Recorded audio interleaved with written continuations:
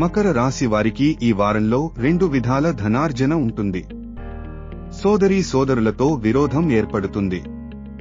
విద్యార్థులు సత్ఫలితాలు పొందుతారు.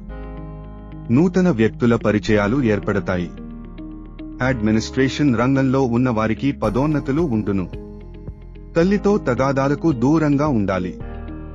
వ్యాపారస్తులు మధ్యవర్తిత్వాల జోలికి పోకూడదు. నూతన వాహన ప్రయత్నాలు అనుకూలిస్తాయి.